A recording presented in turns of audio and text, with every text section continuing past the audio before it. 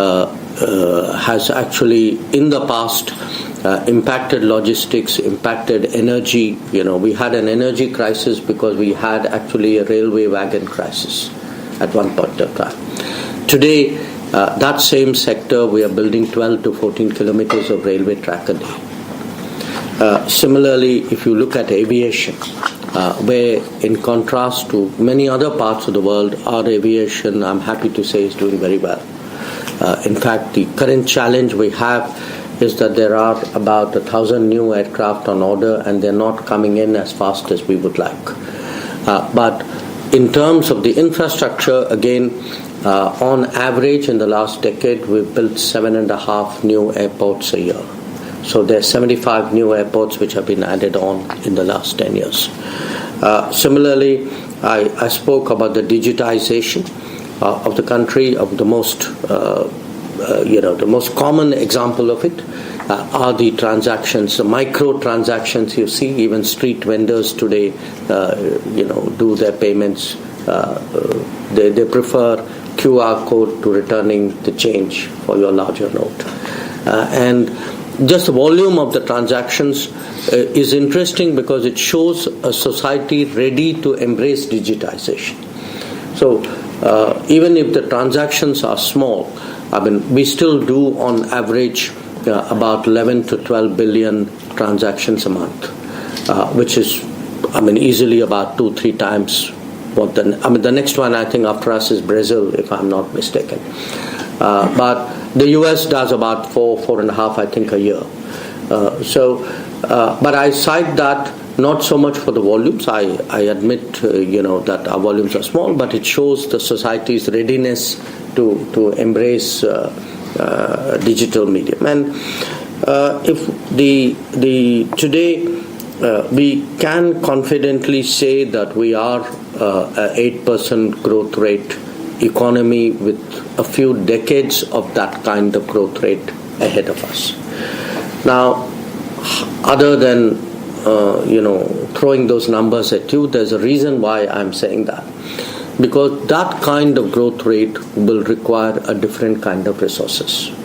That it's not a growth rate which can be fueled by the current quality of relationships and the current volume of our trading with the world. So in our growth, and this growth is really a very, very broad-based growth. You can see it in the FMCG demand, in the tech durable demand, in the expectation of, we're looking at the steel sector, for steel demand growing by 9 to 10% a year. So given all of this, we are actually, for us, those partners who have the natural complementarity to support this growth or to partner this growth. I think they have a certain special importance in our eyes, and certainly I think you would agree that Australia qualifies to be one of them. Now, in terms of foreign policy itself, as I said, we think of it increasingly as purposed for accelerating this growth and development that I'm speaking about. In foreign policy, our objective is today to promote greater investments, to seek technology, joint ventures, best practices. And in fact, as I said, the CEO Forum report was something that we looked at. I spoke to Minister Goyal yesterday when I was on my way to Sydney, and certainly, our intention is to look at this and use it as a base for further conversation and discussions.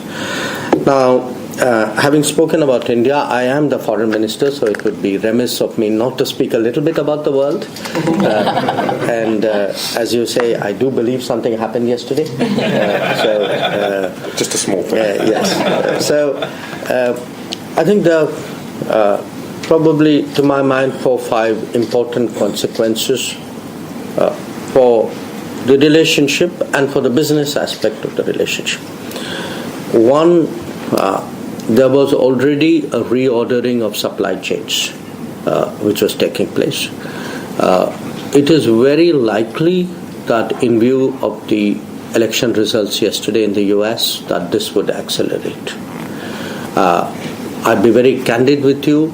I mean, some of it would certainly be somewhat disruptive, but we in India perceive it as an opportunity, because having kind of missed the manufacturing bus in the 1990s, early 2000s, we do think that this reordering of supply chain gives us a sort of second bite of the apple, and maybe this time around, starting with Apple, we are doing better than we were doing earlier.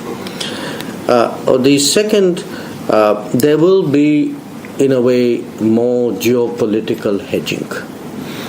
That what will inevitably happen as a consequence of policies which we can, at least those parts of it we can safely predict, will be many more of us would be seeking more relationships to keep life stable. The third pertains to the digital side, and the digital side now pretty much covers everything. And what has happened, what has been happening and will continue to intensify is issues about in a way of trust and what accompanies the digital aspect of a product or a service or a technology, I think will come under greater scrutiny. And it will reflect itself in different fields. I mean, we've seen that already in semiconductors, where there's a very conscious attempt at diversification of production, and the drive towards AI will further accelerate this. So digital payment platforms, for example, would become, in a sense, more valuable, but also, which platform to use with whom becomes an important question. A fourth one, to my mind, is mobility of talent and skills, because even as there is a re-globalization or a reworking of the current architecture, apart from the technology changes, I think the demographic unevenness of the world is beginning to bite us. That there would be economies where the demand would be high, the talents may not be plentiful, it could be different in other places, and what will happen, in a sense, is already happening, and I can, give you some very interesting numbers here. Is we will be moving, my guess is perhaps in the next few years, to a much more integrated global workplace. That many countries, and it'll be, to my mind, even a United States under Donald Trump, will make a distinction in immigration and mobility. That for them, economically justified mobility will have to be fostered, while those where the economic value is less or negative will have to be managed. So this is going to be, in fact, I tell my colleagues in foreign policy, I actually think for us, at least in India, it's going to be one of the top 3 priorities. That how do you create and manage and optimize a global workplace? Now the global workplace doesn't mean that the talent alone has to move. Businesses can move as well. We've already seen in the last few years, right now by the last count, we have about 1,800 global capability centers in India.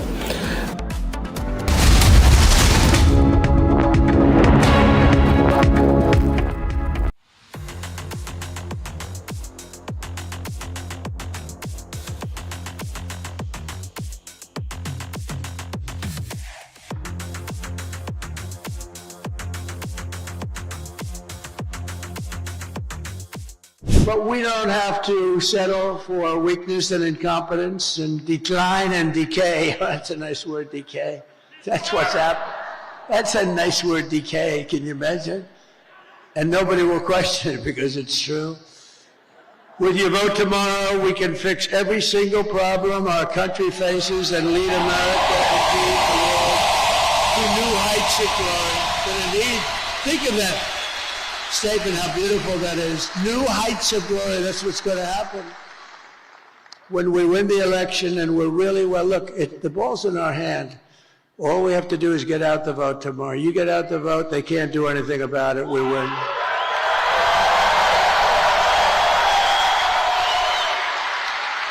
But I think I heard somebody say it's like 900, maybe a little more than 900 rallies. And, you know, rarely do they ever catch me making even a little mistake. I go through rally after rally, 10, 20, 30, and then I say the wrong. They say, he's cognitively impaired. No, we're not.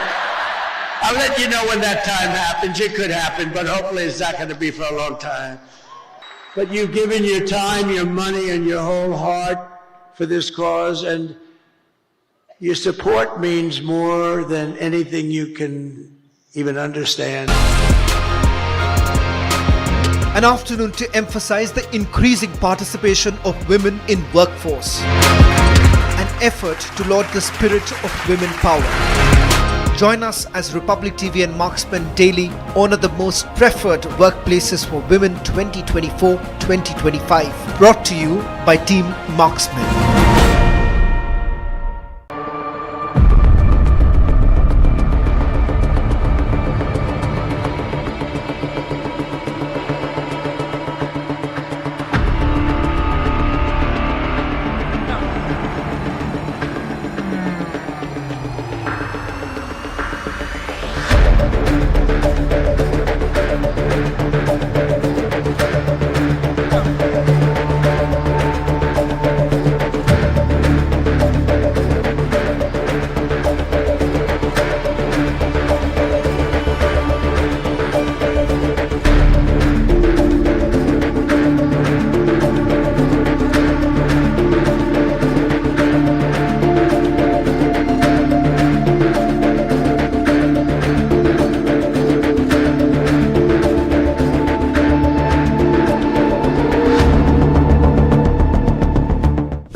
Tonight. That's great. Well, thank you. Well, I mean, maybe we could start off with, the assassination attempt, which was an incredible thing. And I have to say that, your actions after that assassination attempt were inspiring. You, instead of shying away from things, instead of ducking down, you were pumping your fist in the air and saying, fight, fight, fight. And I think that's...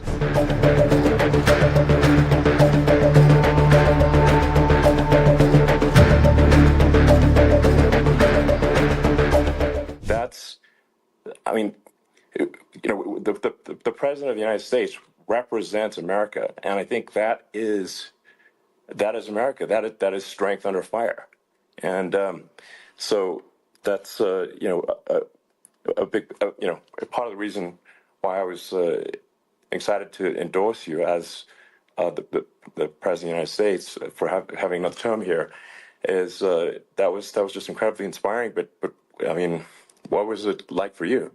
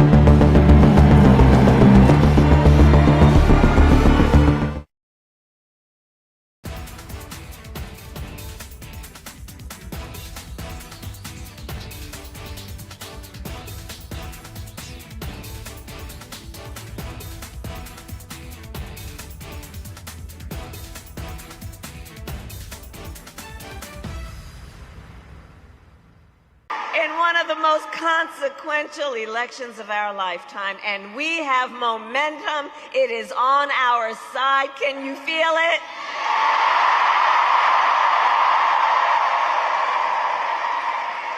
And we have the momentum because our campaign is tapping into the ambitions, the aspirations, and the dreams of the American people.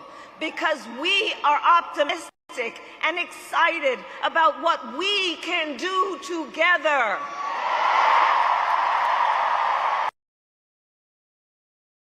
And make no mistake, we will win.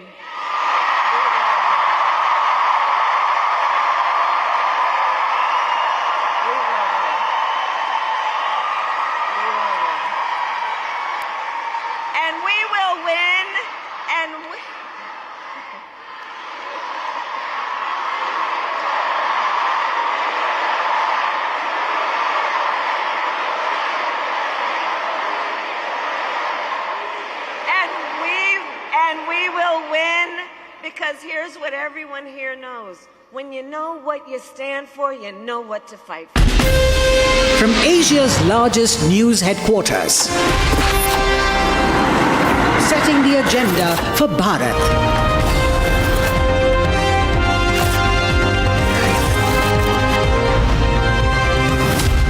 You're watching Republic.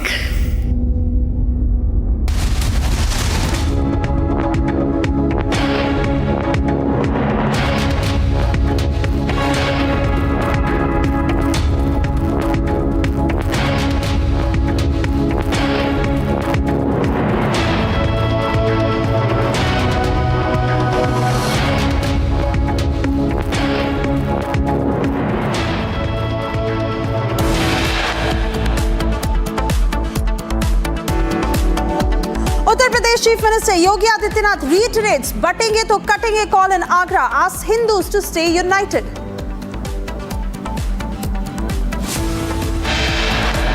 मैं आप सबसे कहना चाहता हूं, जातियों में मत बटिए, जातियों में बटेंगे तो कटेंगे, एक रहेंगे तो देख रहेंगे. National call for unity among Hindus after Prime Minister Modi. RSS chief now Anurag Thakur says Hindus must unite in order to stand against divisive forces. आप मेरी बात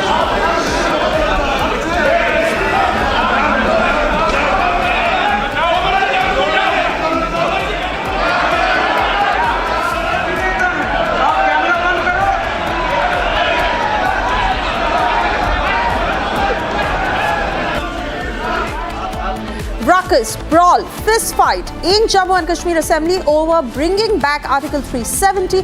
Jammu and Kashmir Assembly passes resolution for restoration of special status. As a nationalist, I'll tell, no one can touch India's integrity. No one can touch the Manipur integrity. Days after Mizoram Chief Minister stirs row by calling for separate Christian nationhood during US visit, Manipur Chief Minister N. Biren Singh says no one can touch Manipur's integrity. Indian netas go on a sexist slur. TMC's Firhat Hakim insults Sandesh Khali protest face as he calls her Mal. Congress neta meanwhile passes lipstick joke about wife.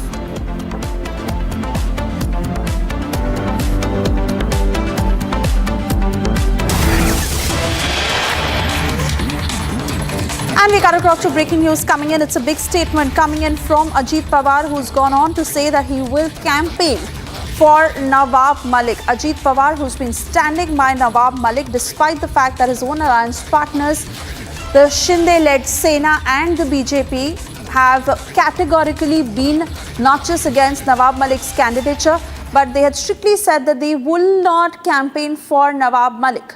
But Ajit Pawar, who has always come out in support of Nawab Malik, once again goes on to say that he will campaign for Nawab Malik. In fact, the alliance that was put at stake for Nawab Malik himself, as he had first come in as an independent candidate but was later fielded by the Ajit Pawar-led NCP, as their candidate. Let's listen into that statement by Ajit Pawar. आम्ही त्यांना उमेदवारी दिली ना, घड्याळाचं चिन्ह दिलंय ना, तुम्ही जाणार आहात? आम्ही त्याच्यामध्ये जाणारच ना. अजूनपर्यंत नवाब मलिकांच्यावर आरोप झाले, आरोप सिद्ध झाल्याशिवाय तुम्ही दोषी कसा ठरवता? आम्ही त्यांना उमेदवारी दिली ना, घड्याळाचं चिन्ह दिलंय ना, तुम्ही जाणार आहात? आम्ही त्याच्यामध्ये जाणारच ना. अजूनपर्यंत नवाब मलिकांच्यावर आरोप झाले, आरोप सिद्ध झाल्याशिवाय तुम्ही दोषी कसा ठरवता? आम्ही त्यांना उमेदवारी दिली ना, घड्याळाचं चिन्ह दिलंय ना, तुम्ही जाणार आहात? आम्ही त्याच्यामध्ये जाणारच ना. अजूनपर्यंत नवाब मलिकांच्यावर आरोप झाले, आरोप सिद्ध झाल्याशिवाय तुम्ही दोषी कसा ठरवता? All right, so you just heard that latest statement from Ajit Pawar, who's standing by Nawab Malik like a rock. Nawab Malik, who is rather controversial owing to his link to the underworld, for the very reason that the BJP and the Shinde-led Sena had made it amply clear that they will not campaign for Nawab Malik. Not just that, even in Anushakti Nagar, where the Shinde-led Sena had pitched its own candidate, later withdrew his candidature against Nawab Malik, and now in the latest we are learning that Ajit Pawar has said that he will campaign for Nawab Malik.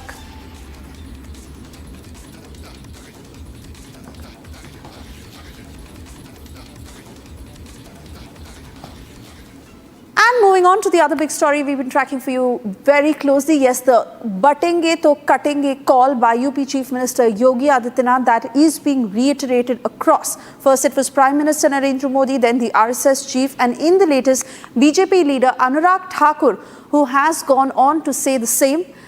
He, in that statement, has very clearly said that there is always an attempt to divide Hindus on the basis of caste, region and language.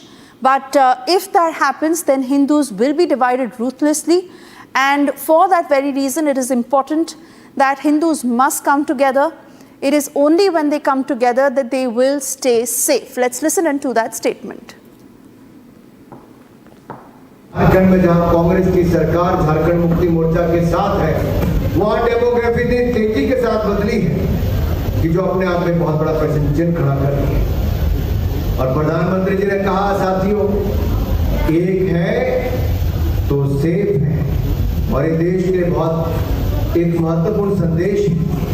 और मैं आप सबसे कहना चाहता हूं, जातियों में मत बटिए, जातियों में बटेंगे तो कटेंगे, एक रहेंगे तो सेफ रहेंगे। हमें ना जाति के नाम पर बटना है, ना भाषा के नाम पे बटना है, ना क्षेत्र के नाम पे बटना है। हमें तो एकजुट रहकर अपने भारत को आगे बढ़ाना है और नंबर 1 देश बनाना है। साथियों, 1947 से जो जग कांग्रेस ने देश को दिए, वो आज तक भरे नहीं। इतिहास और वर्तमान ये गवाह ही कि जब भी जाति और भाषा के नाम पर हम बटे हैं तो कटे हैं, और बड़ी निर्मलता के साथ हिंदू कटा। हिंदू कटा है अपने व्यापार से, हिंदू कटा है अपने मकान से, हिंदू कटा है अपने आप से, अपने आज से, हिंदू कटा है अपने समाज से, हिंदू कटा है अपने स्वाभिमान से, हिंदू कटा है अपने आस्था के स्वाभिमान से, हिंदू कटा है अपनी बहन बेटियों की आबरू से, हिंदू कटा है अपने धर्म के नाम से। और मैं आप सबसे कहना चाहता हूँ, हम बटे बिना, हम कटे बिना, हम एकजुट होकर आगे बढ़े और आपकी श्रद्धांजलि सभा में यही एक संदेश है कि इस देश के टुकड़े भी नहीं होने देंगे, देश को कटने भी नहीं देंगे, ना जाति के नाम पे, ना धर्म के नाम पर, ना संप्रदाय के नाम पर। Meanwhile, UP Chief Minister Yogi Adityanath, who once again reiterated the "Batenge to Katenge" pitch at a rally in Agra. Let's listen it once again. बहनों और भाइयों, राष्ट्र से बढ़कर के कुछ नहीं हो सकता, कुछ नहीं हो सकता। और राष्ट्र तब सशक्त होगा जब हम एक रहेंगे, नेक रहेंगे, तभी नेक रहेंगे। बटेंगे तो कटेंगे। आप देख रहे हैं ना, बांग्लादेश में देख रहे हो ना, तो वो गलतियां यहां नहीं होनी चाहिए। बटेंगे तो कटेंगे, एक रहेंगे तो नेक रहेंगे, सुरक्षित रहेंगे और समृद्धि की पराकाष्ठा को पहुंचेंगे। हमें विकसित भारत की संकल्पना को साकार करने के लिए कार्य करना है। मैं एक बार फिर से राष्ट्रवीर दुर्गादास राठौर जी के इसी चरणों में कोटि कोटि नमन करते हुए, आज उनकी भव्य प्रतिमा यहां पे लगी है। राष्ट्र के प्रति समर्पण और श्रद्धा का भाव जिन्होंने अपने शौर्य और पराक्रम से दिया था, वह श्रद्धा का भाव हमारे मन में सदैव बना रहे। बहनों और भाइयों, राष्ट्र से बढ़कर के कुछ नहीं हो सकता, कुछ नहीं हो सकता। और राष्ट्र तब सशक्त होगा जब हम एक रहेंगे, नेक रहेंगे, तभी नेक रहेंगे।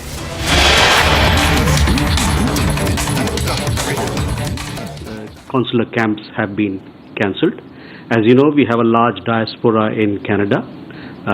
Many of these people, especially around the month of November, December, they need several documentation for continuation of their pensions and several other activities here in India.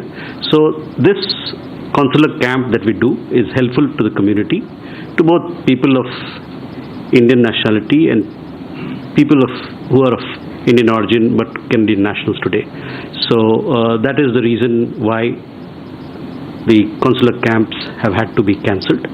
But I do understand that in other parts of Canada, Vancouver for example, the consular camps will be conducted.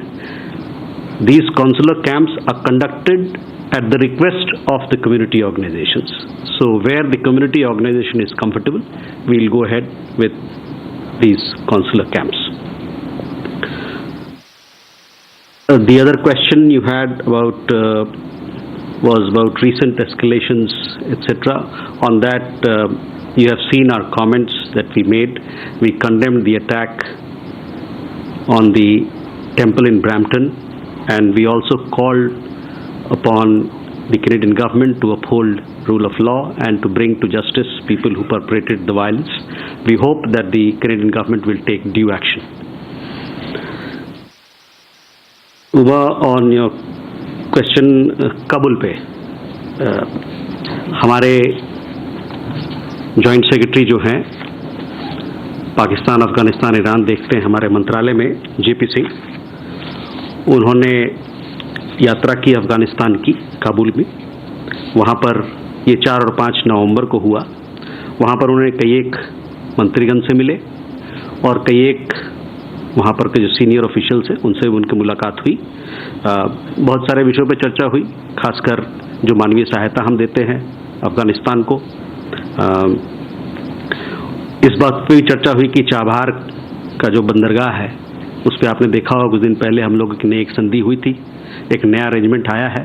किस प्रकार से अफगानिस्तान के जो व्यावसायिक समुदाय हैं, business groups हैं, वो लोग किस प्रकार से इस बंदरगाह का, इस पोर्ट का इस्तेमाल कर सकते हैं। जो नया एक कनेक्टिविटी का एक नया कॉरिडोर जो स्थापित हुआ है। उसके अलावा आपको ध्यान होगा कि पिछले कुछ महीने में और पिछले सालों में हम लोगों ने कई एक प्रकार से मानवीय सहायता अफगानिस्तान को मुहैया कराया है। और मैं एक बार फिर से कहना चाहूँगा कि हम लोगों ने मानवीय सहायता के रूप में 50,000 मीट्रिक टन गेहूँ, 40,000 लीटर मेलाथियोनिन जो कि एक पेस्टिसाइड होता है उसका मुहैया कराया है। और उसके अलावा 300 टन हमने दवाइयाँ भी उनको भेजी है और 28 टन जो अर्थक्वेक रिलीफ मटेरियल होता है वो भी हम लोगों ने उनको प्रदान किया है। और जैसा कि आप जानते हैं कि हमारे ज़मीनी स्तर पर, समाज के स्तर पर अफगानिस्तान के साथ, वहाँ के लोगों के साथ बहुत। And that is the MEA news briefing that continues on the India-Canada row, where the MEA is once again calling out the temple attacks that have been on the rise as a response after consular camps that were cancelled in Toronto. We'll continue to get you excerpts of that statement. For the moment, we move on.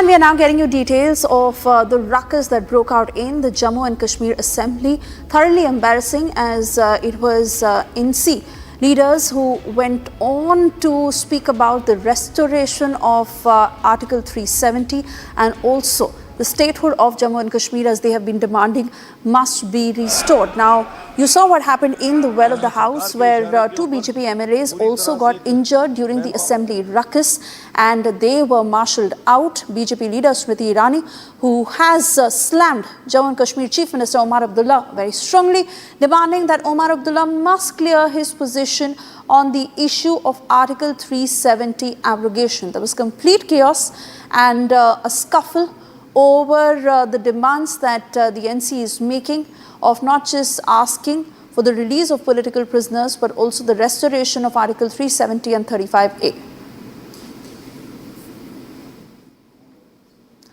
Republic also gets you the response of the Deputy Chief Minister of Jammu and Kashmir. Listen in.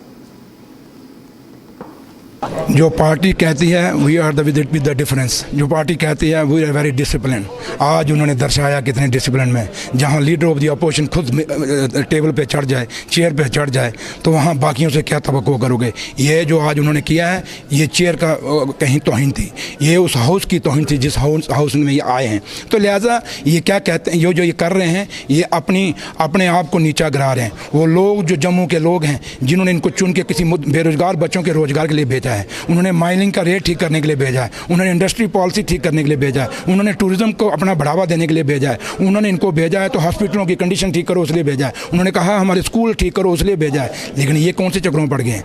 ये सिर्फ यहाँ photo session करने के लिए आते हैं, ये लोगों की हमदर्दी करके नहीं आते। हमने जो रेजोल्यूशन दिया है वो लोगों के हित में, जो चीज़ हमने कही, जिनके लिए कही, जिस आम गरीब के लिए कही, वो समझ रहा है। दिल्ली वाले समझ रहे हैं, जिनको हमने समझाना वो समझ रहे हैं, हमने जो कहा वो करके दिखाया।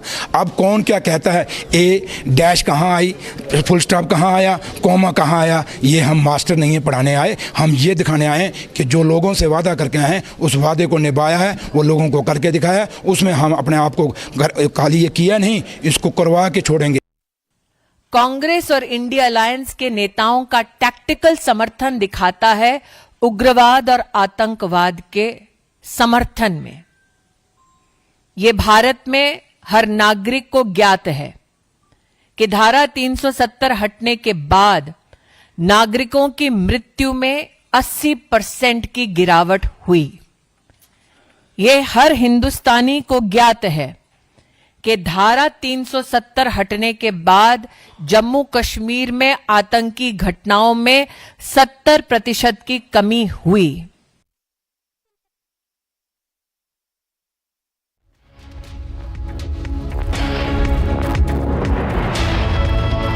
And those are the strong political reactions that have come in as the BJP has called out the NC Congress combine in Jammu and Kashmir to explain what exactly happened. Meanwhile, we put out this video on this enlarged screen to give you a sense of what transpired. You see massive chaos and the scuffle that broke out on the floor of the House in the Jammu and Kashmir Assembly, where you see how marshals were brought in. Now, primarily this was Rashid Engineer's brother who first displayed this placard, where it clearly reads that we demand the restoration of Article 370 and 35A and also the release of political prisoners. Now, this is a demand that the NC has been making ever since the abrogation of Article 370, which of course has been the biggest face-off between both sides. This banner that was displayed to restore Article 370, and soon after, loud slogans were also raised on the floor of the House. We saw how both sides entered into a scuffle, so much so that two BJP leaders who were also injured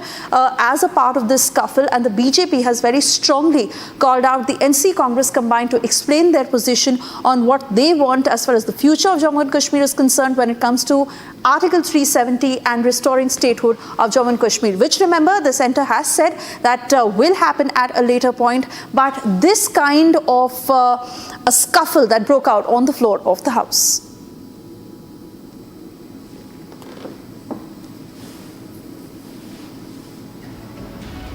So, primarily to show you, not only did the protests escalate, but even the resolution copy that was torn into bits, every action that you see frame by frame of how the matter escalated.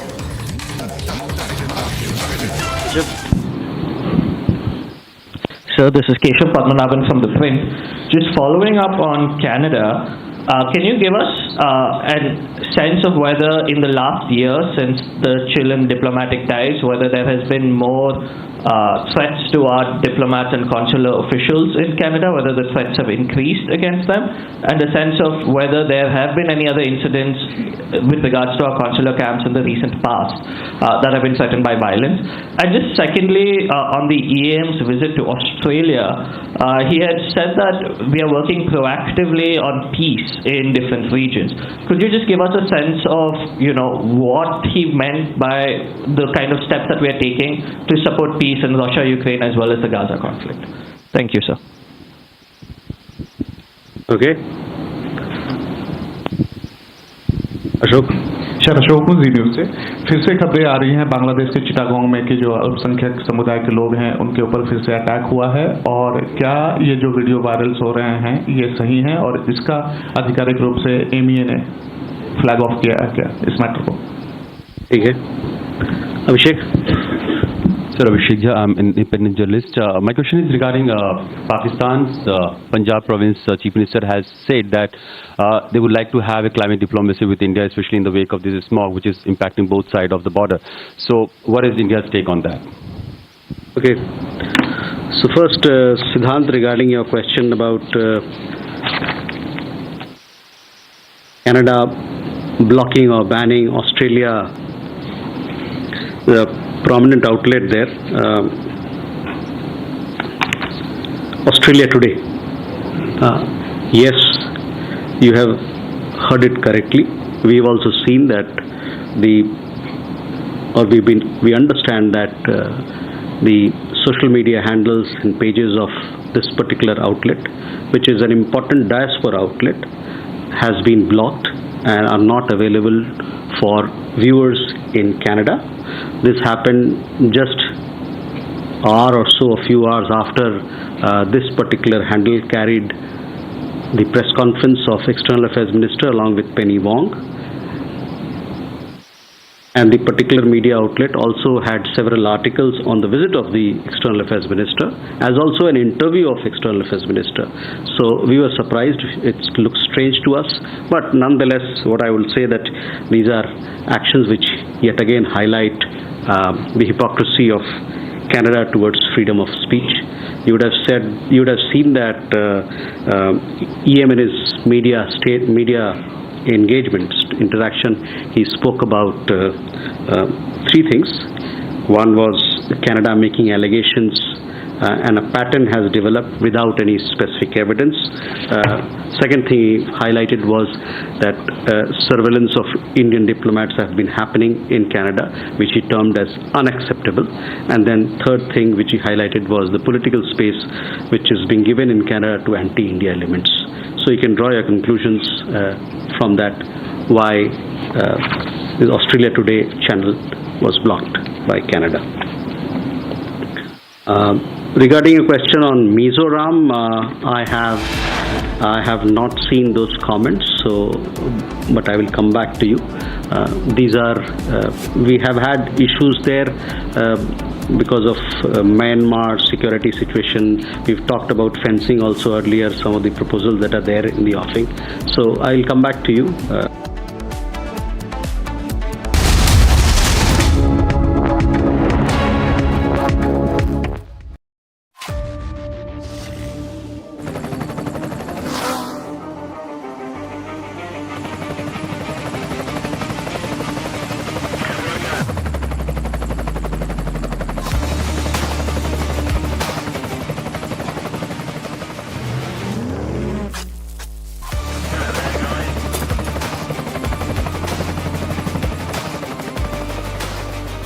Director, the taste of success.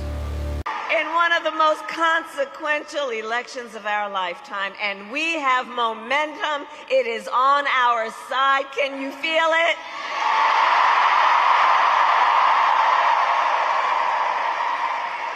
And we have the momentum because our campaign is tapping into the ambitions, the aspirations, and the dreams of the American people.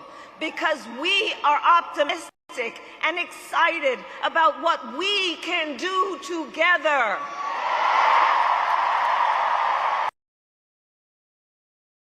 And make no mistake, we will win.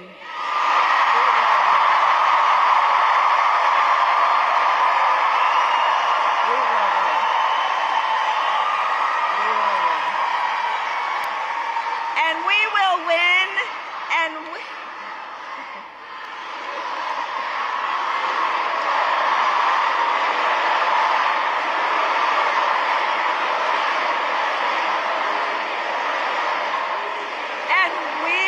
And we will win, because here's what everyone here knows. When you know what you stand for, you know what to fight for.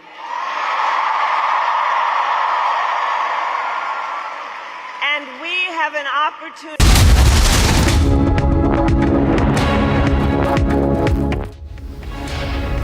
Thank you for staying with Republic. And while following Donald Trump's historic victory in the United States presidential race over Democrat candidate Kamala Harris, Prime Minister Narendra Modi congratulated his friend on becoming the 47th President of the United States of America.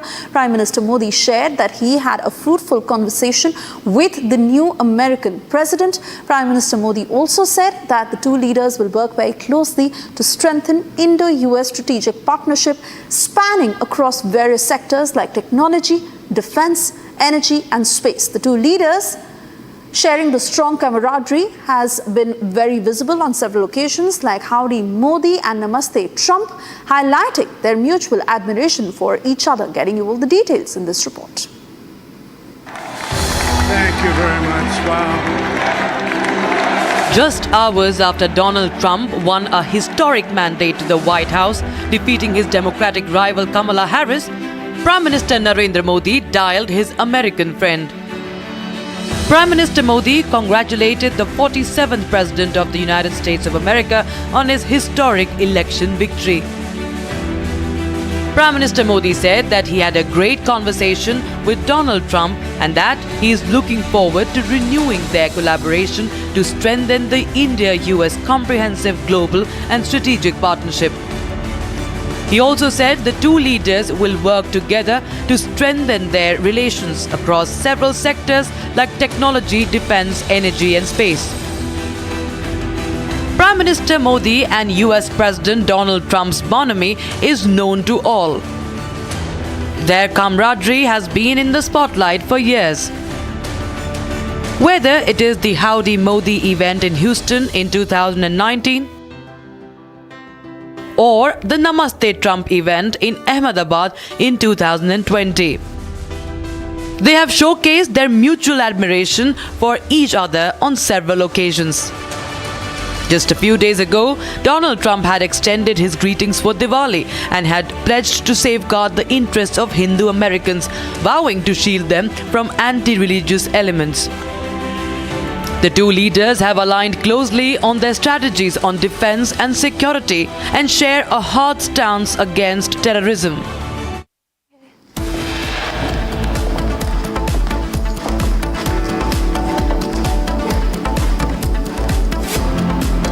Time now for a short commercial break. On the other side, Indian netas go on a sexist slur. TMC's Firhad Hakim insults Sandesh Kali protest face as he calls her Mal. Congress neta meanwhile passes lipstick joke about wife.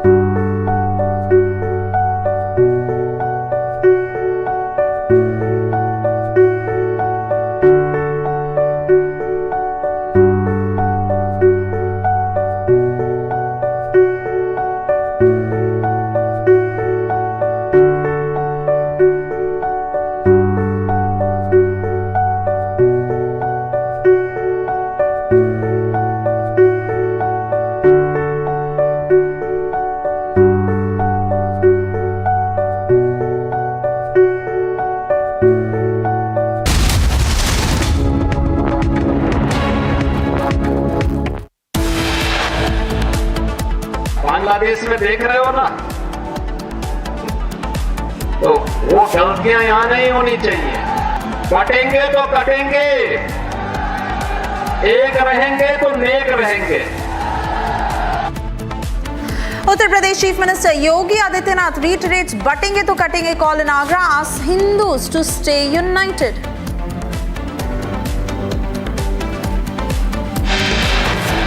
मैं आप सबसे कहना चाहता हूं, जातियों में मत बटें, जातियों में बटेंगे तो कटेंगे, एक रहेंगे तो एक रहेंगे।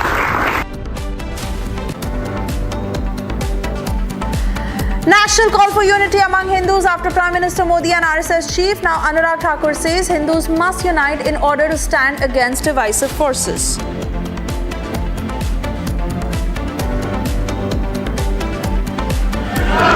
आप मेरी बात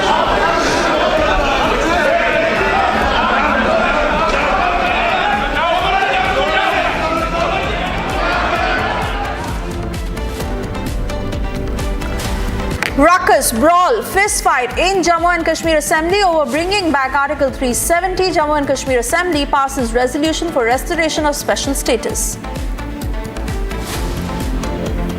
As a nationalist, I'll tell, no one can touch India's integrity.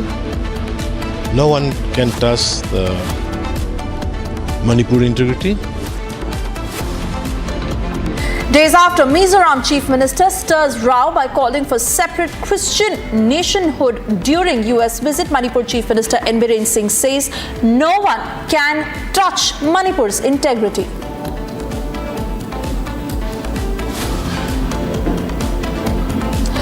Indie netas go on a sexist slur. TMC's Firhad Hakim insults Shondesh Kali protest face as he calls her Mal.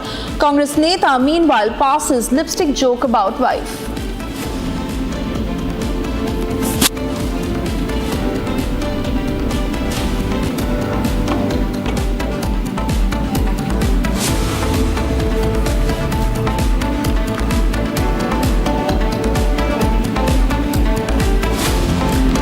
Thank you for staying with Republic. I'm Suesha Samant, and we get you the latest details on the Waqf emergency. As Member of Parliament and Chairman of the JPC on Waqf Amendment Bill, Jagdambika Pal has said that what is happening in Karnataka with regard to Waqf board claiming ownership of various properties, including religious institutions, is a matter of concern, and he would place the matter before the JPC. Karnataka Deputy Chief Minister D.K. Shivakumar turned the visit of Jagdambika Pal to the state as a tour of a drama company and politically motivated. Listen in.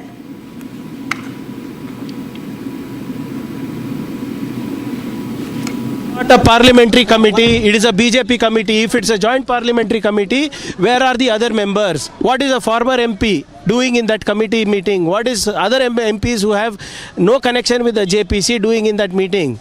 Where are the other MPs from other parties? A joint parliamentary committee means the committee members should come. This is nothing but a BJP-sponsored committee that has come today. Cutting across to Smita, joining us live from the Kannada newsroom. Smita, with the Congress government in Karnataka reacting like this, it just shows how they dismiss farmers.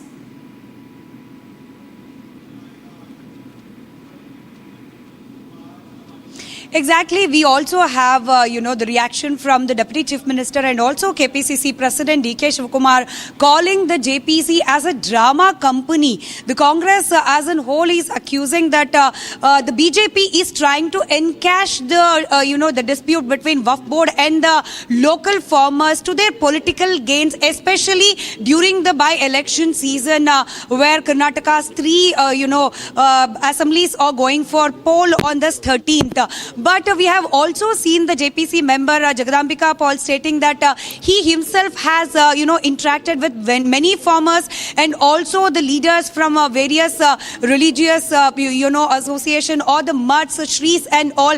And he himself has reacted and given media statement that he has primarily got the information regarding how a notice was issued to farmers in the name of Waqf saying that their land no more belong to them but it belongs regards to Waqf board, and also many mats and temples starting from Hubballi, Vijaypur to down south, Mandya and Mysore region. The Waqf board is claiming this, huge number of properties as belonging to them. This is the statement from Jagadambika Paul himself. But as Jagadambika Paul was accompanied by MP Tejasvi Surya and local BJP leaders, Congress is taking this as an advantage to blame that there are no other members of JPC who belong to the different political parties or those who represent the other communities as in such. Only Jagadambika Paul is there, and along with him BJP leaders are joining the meeting, which is clearly illegal and against the law. And also DK Shivkumar, we have heard him saying that they as a government of Karnataka have not received any notification or any message that JPC people are going to come and interspect the ongoing Waqf dispute. So DK Shivkumar straightly called this as an drama company set by the BJP in the election season just to gain the popularity or just to grab the voters attention in the communal basis is what Congress is clearly alleging against BJP and also about the JPC. All right, Smita, do stay on as we get further details. AIMIM Chief Asaduddin Owaisi, who's also here at JPC Chief's Karnataka visit. Owaisi has said, and I quote, the chairman of JPC on the Waqf Bill 2024 recently went to Karnataka to look into some local matter. The committee does not have investigation powers. Its job is to look into the bill alone. Moreover, the chairman cannot act unilaterally and the committee has to act collectively. That statement from Owaisi. And before we play that out, Smita, once again, they're all speaking this in the same tone.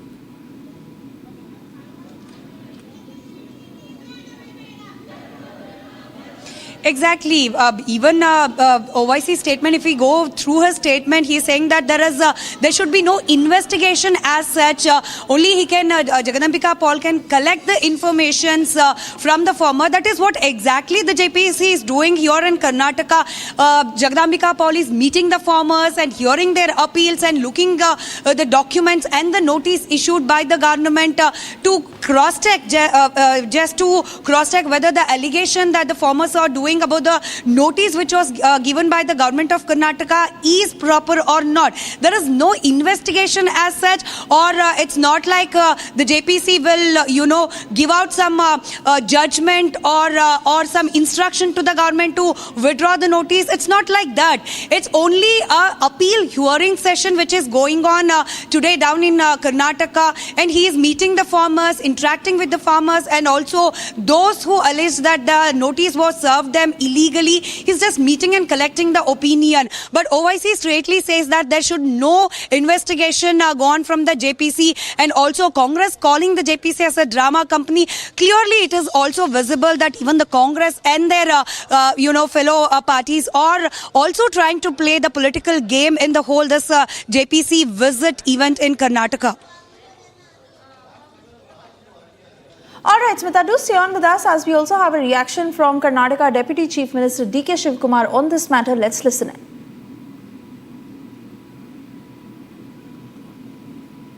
Political drama. Since the election is there, they are now connected. It is a state, land is a state subject. BJP themselves had started this in 2000, 2019, all they had given notices. Even in Dharwad also they had given notices. It is the continuation of that. But my government is committed. We will not change any record. We will not rectify it. We don't want to affect any farmers.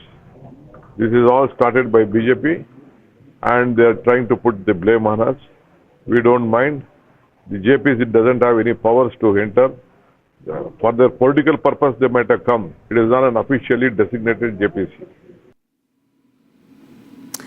And we now move on to that massive row that had happened when Mizoram Chief Minister had made that separatist comment while he delivered a speech in the United States. In the latest, it is Manipur Chief Minister N. Biren Singh who has responded to what had happened. In fact, in the statement, he's gone on to say that nobody can touch the integrity of India or Manipur, and if anyone tries to do so, he will get a befitting reply. Listen to that statement. Can touch. I don't want to comment reacting on him. But you see, as a proud Indian and as a Chief Minister of Manipur and as a nationalist, I'll tell, no one can touch India's integrity. No one can touch the Manipur integrity because, India is not a mere country. India is a big country. And we should be proud being an Indian. And others, particularly or personally, I don't want to comment to basis on anybody's comment. But my stand is very clear.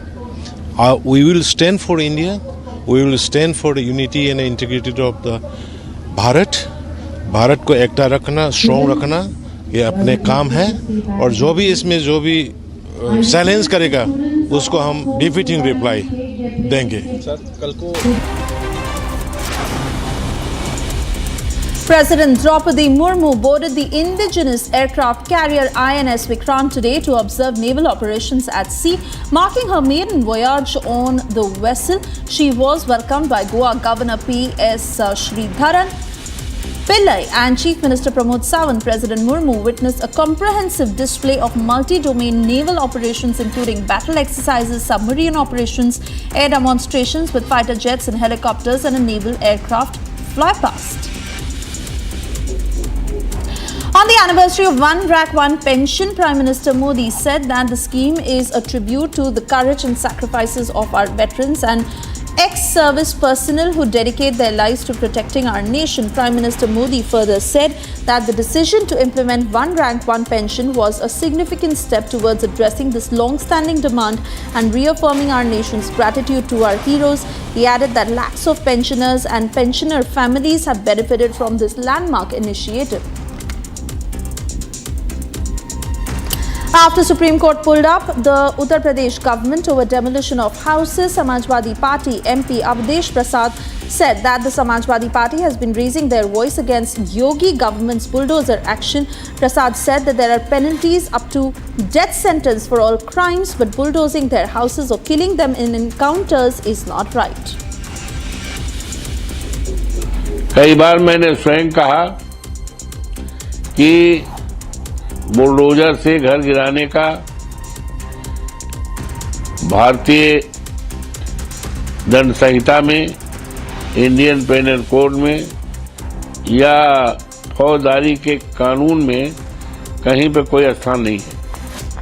कितना भी बड़ा से बड़ा कोई अपराध किए हो तो उसके लिए आईपीसी में यहां तक सजाए मौत है, लेकिन बुलडोजर से उसके घर को गिराना, उसका इनकाउंटर कर देना, ये कहीं नहीं है.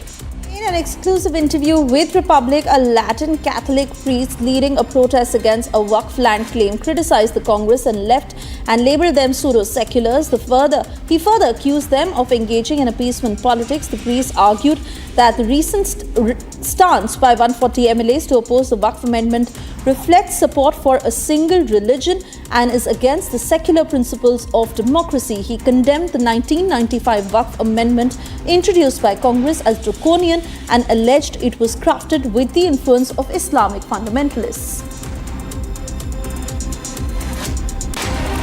Congress leader Pramod Tiwari said that the Congress party had fulfilled its promises in Himachal Pradesh, Telangana, Karnataka and criticized the BJP's internal conflicts. He further said that these indifferences would lead to the downfall of the Mahayuti alliance in Maharashtra. He called the Mahayuti alliance Mahabhranti, filled with misconceptions. हमने जो वादा किया हिमाचल में, कर्नाटक में, तेलंगाना में पूरा किया, चाहे उसकी जो कीमत हमें चुकानी पड़ रही हो. पर आपसे कहना चाहता हूं, इतना बड़ा झूठ बोलते हुए जरा सा शर्म भी नहीं आती? सब मिलकर लड़ रहे हैं, तो ये 36 जगहों पे जो बागी खड़े हैं आपके, ये क्या है? Commission for Air Quality Management in the National Capital Region and adjoining areas has announced the implementation of new rule that will penalize stubble burning. Farmers with less than 2 acres of land will have to pay 5,000 rupees, with those between 2 and 5 acres will pay a fine of 10,000 rupees. Farmers having more land than 5 acres will be charged 30,000 rupees. This comes amid deteriorating air quality in the NCR. Supreme Court has set aside NCLAT order which allowed resolution plan of grounded air carrier Jet Airways without full payment and approved the transfer of its ownership to Jalan Kalrock Consortium. The top court ordered the liquidation of Jet Airways after finding that the resolution plan was not implemented.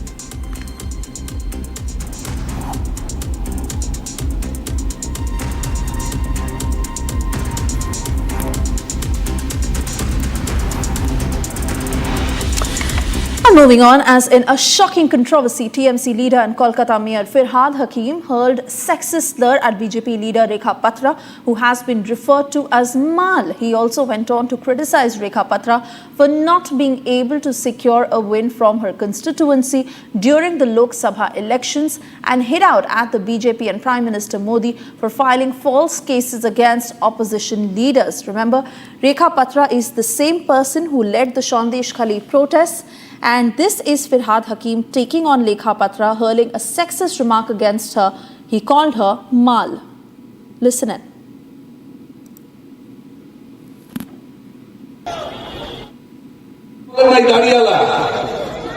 তার নাম হচ্ছে নরেন্দ্র মোদী।